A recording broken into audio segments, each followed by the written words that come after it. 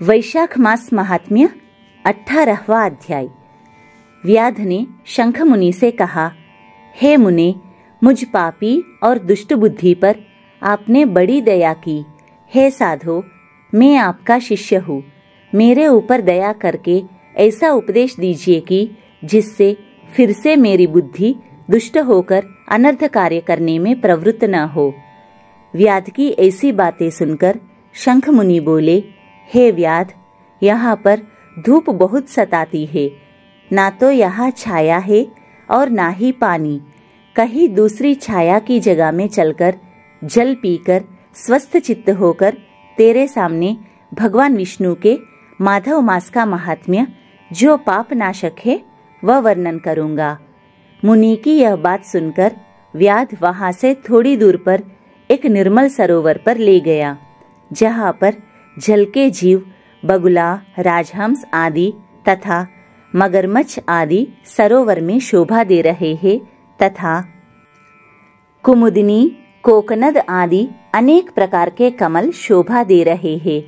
भौरे गुंजार रहे हैं, पक्षी कलरव कर रहे हैं। किनारे पर बांस के वृक्ष तथा बड़, कदम्ब, इमली तथा सुगंधित वृक्ष आदि चारों ओर सुशोभित हो रहे हैं। वन के हाथी, हिरन, शूकर, सिंह, सुर, गाय, खच्चर आदि विचर रहे हैं। बंदर, लंगूर आदि छलांग मार रहे हैं।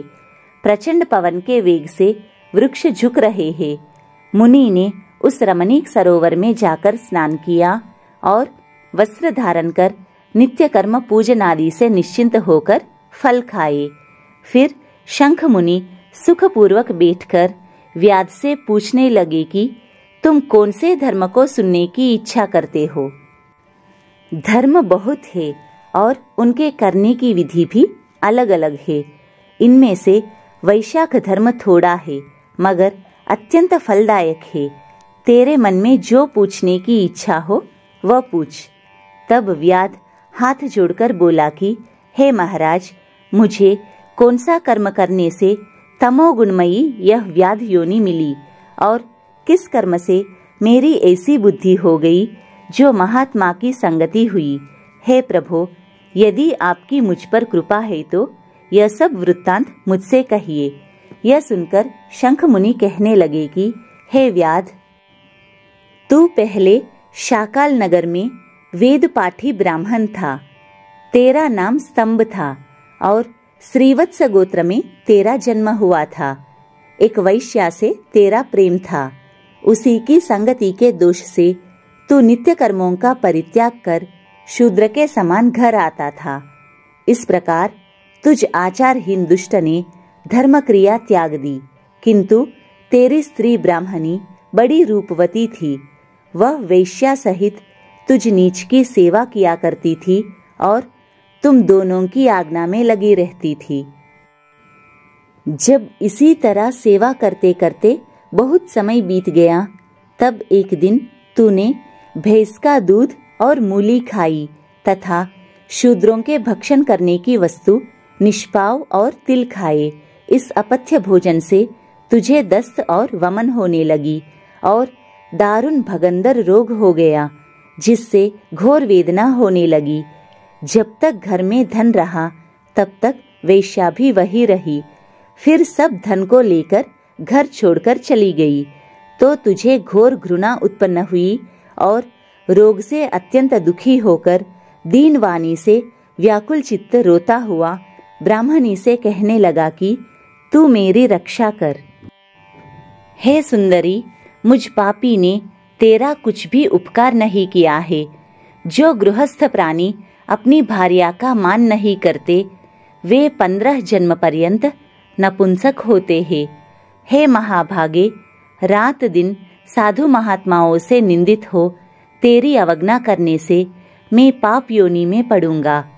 मैं तेरे विनीत भाव पर भी क्रोध के मारे जलता हूँ।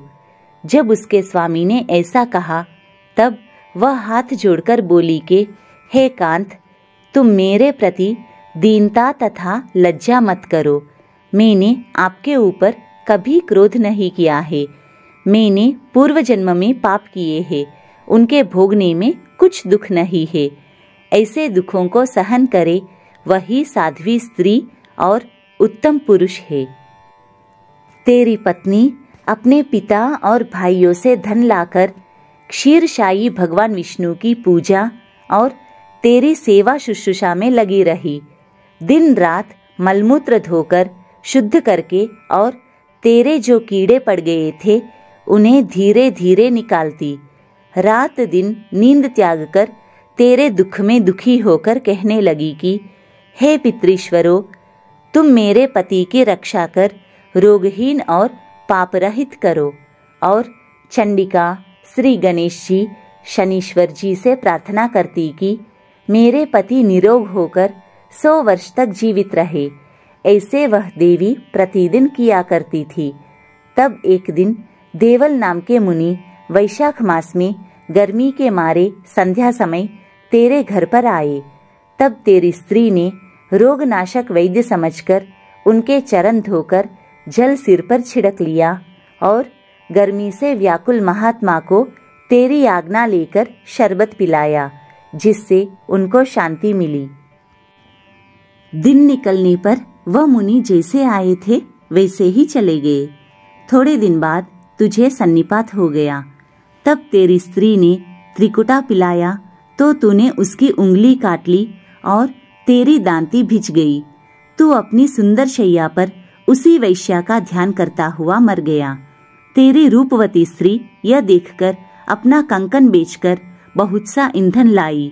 विशाल चिता बनाकर बीच में तुझे रखकर तेरे रोग पीड़ित शरीर का अग्नि संस्कार किया और स्वयं भी उसी अग्नि में जलकर सती हो गई।